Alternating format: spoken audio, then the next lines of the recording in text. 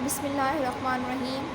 السلام علیکم 9th class students. How are you? Hope you all are fine by the grace of Allah subhanahu wa ta'ala. Student, we are studying unit number 4 and that is about the data and privacy.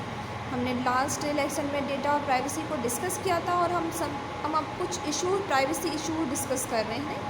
آج ہم اس کا last جو ہمارے پاس issue ہے that is اے سبوٹیج، وہ ہم discuss کرنے جا رہے ہیں کہ یہ سبوٹیج کیا ہوتا ہے. ہم نے ایتھیکل ایشوز پڑھے جس میں ہم نے کاپی رائٹ ایشو پڑھا، ہم نے پیٹنٹ پڑھا، ہم نے پرائیویٹ اور ہے نا اس کا ہم نے پرائیویسی کا ہم نے کرا کہ کس طریقے سے ہمارے جو انفارمیشن ہے یا جو بھی ہمارا ڈیٹا ہے وہ کس طریقے سے ہمارا پرائیویسی ہماری ڈسٹرب ہو سکتی ہے یا بریک ہو سکتی ہے. ٹھیک ہے، تو آج ہم جو اپنے ایتھیکل ایشوز میں جو ہم لاسٹ ٹاپک پڑھنے جا رہے ہیں دیٹ از سبوٹیج. کہ سبوٹیج کیا ہوتا ہے؟ یہ ایک طرح کا سیریس کمپیوٹر اٹیک ہوتا ہے.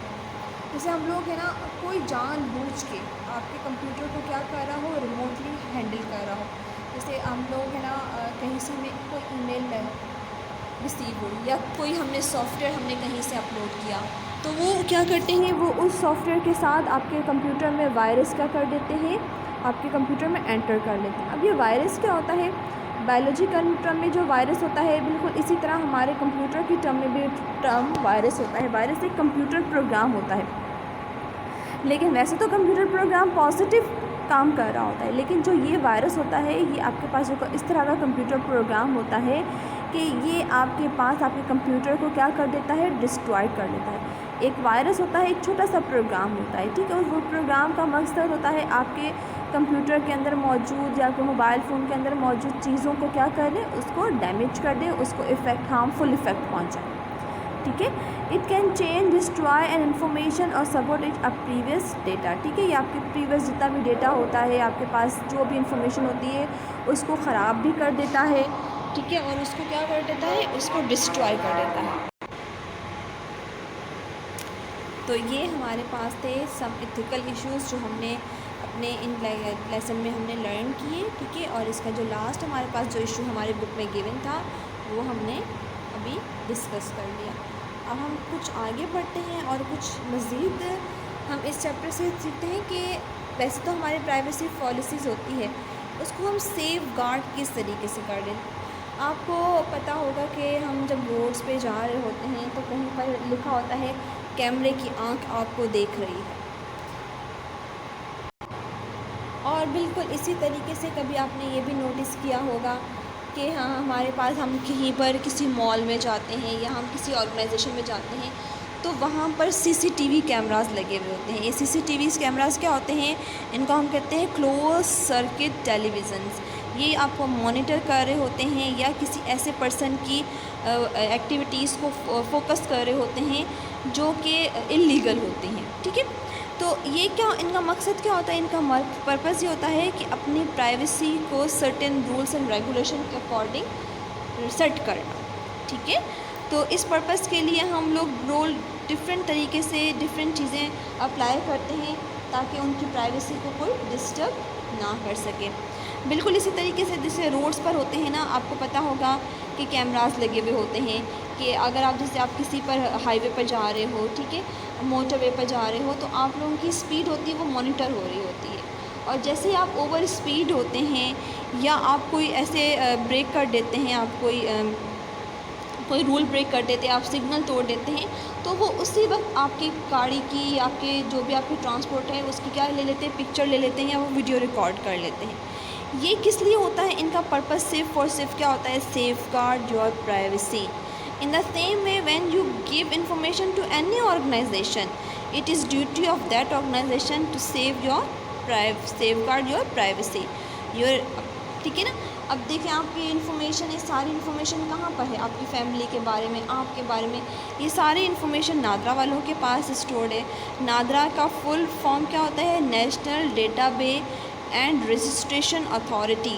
ٹھیک ہے، یہ آپ لوگوں نے فل فارم تمام جتنی بھی آ رہی ہیں ان کو ہائی لائٹ کر کے اپنے بک میں مارک کر کے رکھیں، کیونکہ آپ کے پاس ان کے اکارڈنگ آپ کو ایم سی کیوز بھی آ سکتے ہیں اور شارٹ کوشچن بھی پوچھے جا سکتے ہیں.